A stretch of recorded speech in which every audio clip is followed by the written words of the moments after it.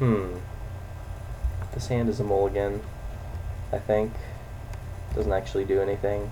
Alright, this hand is much better. Drop our breeding pool and then Farseek on turn 2.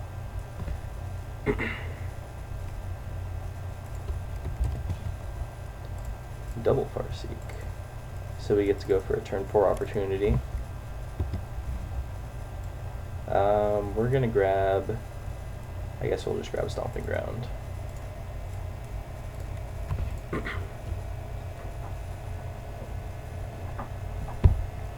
He goes Ooze here, that will be decent for us. Okay, he just Farseeks. Syncopate wouldn't be a bad draw. Negate probably not be great, because he'll just go like Huntmaster or Olivia. Vigilant Harbor, alright. So I'm just gonna Farseek. And we'll grab red. Let's see, we have green, green, green. Yeah, we'll get another Stomping Ground. And hopefully we get to burn a Huntmaster. Or we can untap and kill an Olivia. Problem is, if I go for the Olivia kill, yeah, I'm just gonna lose my opportunity to do his Rakdos' return. I guess he could return me for 2, but if I draw land, I can still opportunity. Yeah, Rakdos' return is why mulliganing against Jund is so bad. It feels especially worse when you know that they can just rip apart your hand like a turn earlier or whatever. Blood Crypt tapped. Sure. Oh, key root. Okay. That's good. So now I'm just going to opportunity at end step, I assume. Oh, and I even get to play a non-shock land to do it. Turn 4 opportunity, I heard, is pretty good. He has to respect the counterspell, I assume, unless he has Cavern.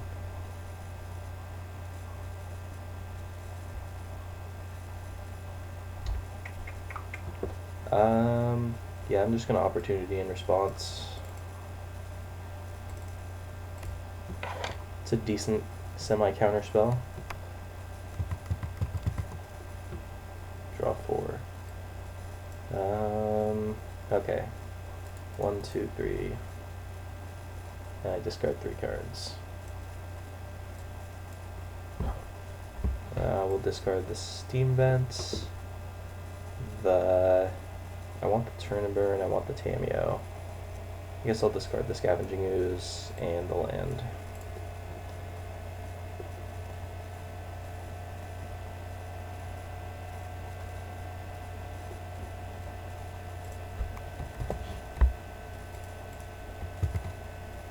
Bonfire, sure.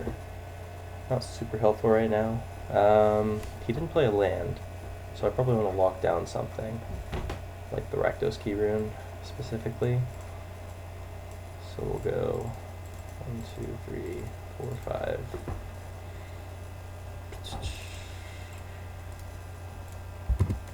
And we will keep his Key Rune on lockdown and hope he doesn't draw a land, I guess. Garruk would be kind of bad for us. Thragtusk would be decent for us, because then we can just play our own. Yeah, we're going to have a hard time dealing with Planeswalkers this game. Which is one way that Pillar had residual value against this kind of deck. Even though Pillar Flame is pretty bad in this matchup in general, and in like Control Mirrors. Although it does take out cards like Jace Architect of Thought -2, and like Liliana after it. Oh, Dreadbore, that's unfortunate. Okay, you got me. Not a follow-up. Oh, okay.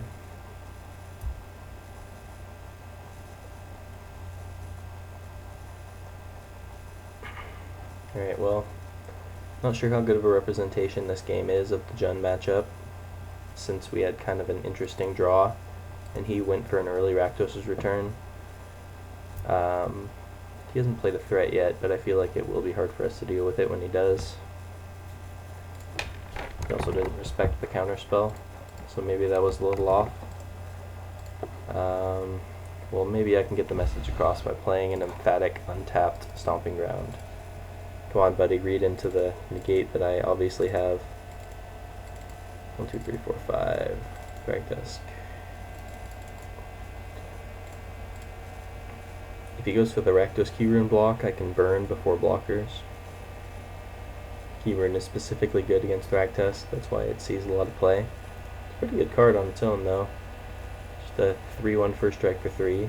That's kind of like a Glint Hawk Idol or whatever, however you want to see it. So it doesn't die to board wipes like other creatures, like Porcelain Legionnaire did.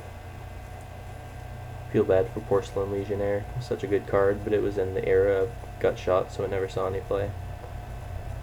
And Blade Splicer, also a reason I didn't see, but anyway. He could return away my hand, which would be bad.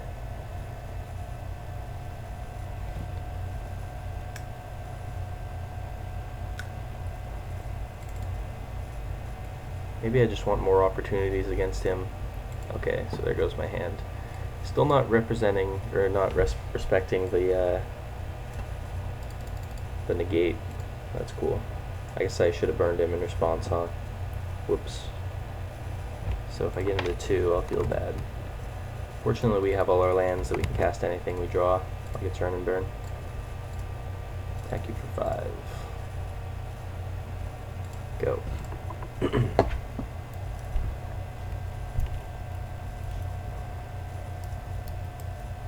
But yeah, Rakdos' return is the #1 reason you lose this matchup, which is why negates come in and Huntmasters come out, because you don't want to tap out for a 2/2 while he is destroying your hand, essentially.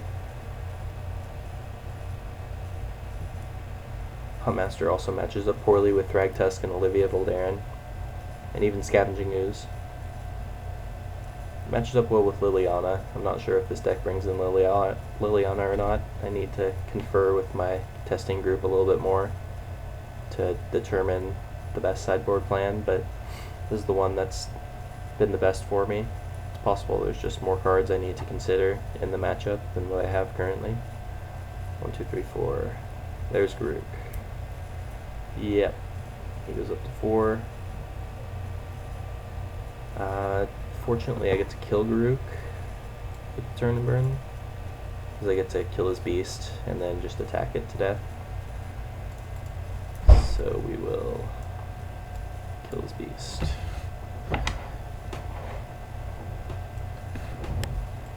Still has 3 cards in hand, though.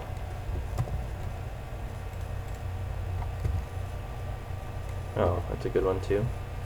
I guess I might as well miracle that for 6. To his face.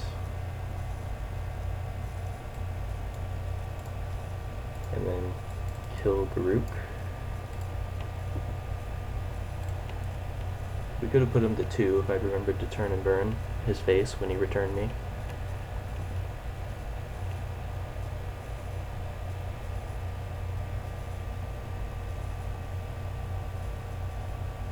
If I'd known I had a bonfire on top, I would have saved my turn and burn to kill his Keyrune. Oh well. Where's Thragtusk? That's bad.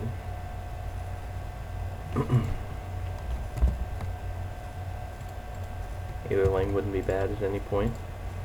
I guess I'll play it. Pass.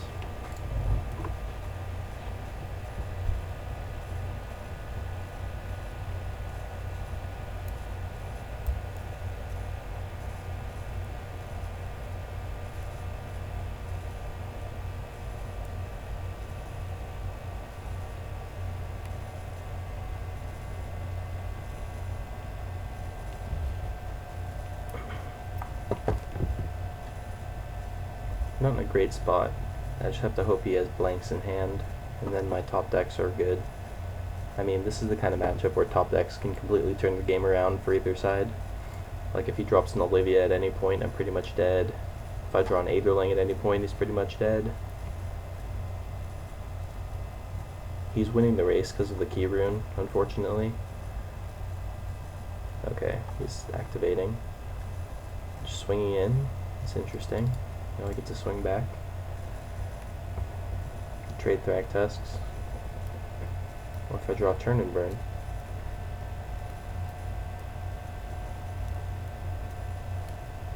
And just passing. We could just have all lands in hand. Bonfire. That's not a bad one. I'll offer the trade of Thragtusks. I actually don't mind either way what he decides to do. Oh, Putrefy. That's fine.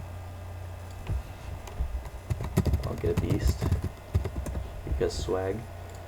And play out Numero Dos. He only has one card in hand.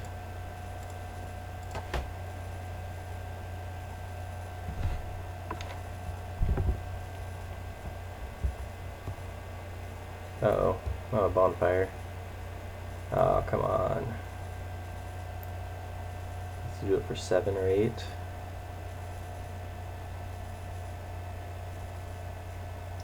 Yeah, that's pretty good.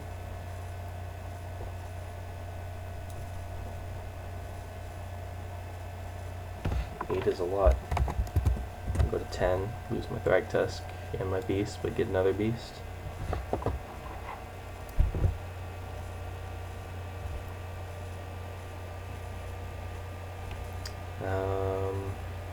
Doesn't have a wolf run, as far as I know. I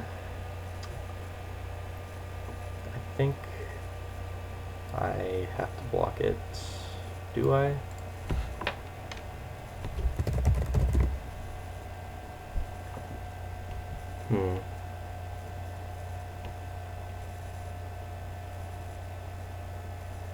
I'm going to Rakdos return finish me off from this spot. It doesn't if I block. I don't think he has the third. That would be pretty insane. I think I'm going to block it though, just to deal with the first half of Thragtusk, so that something like Ralzair can deal with the other half.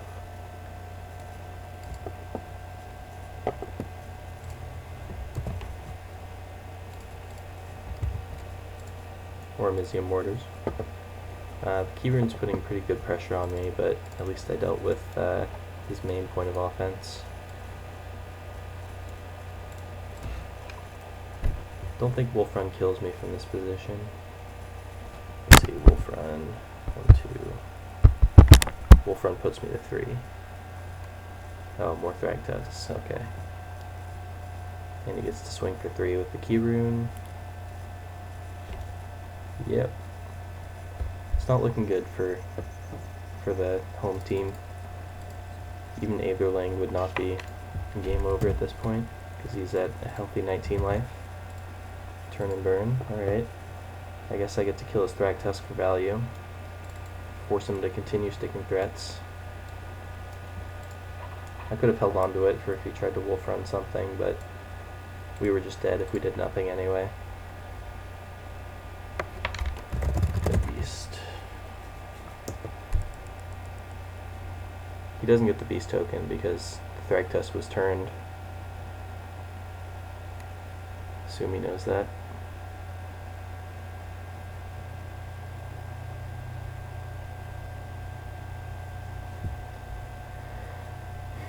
Another Thragtusk, okay. We're out of turn and burns, so we need something like Tameo.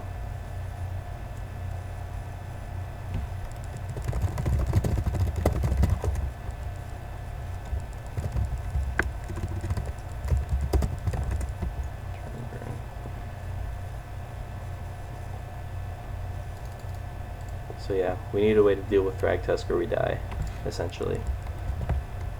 We have a lot of outs. Poetry land.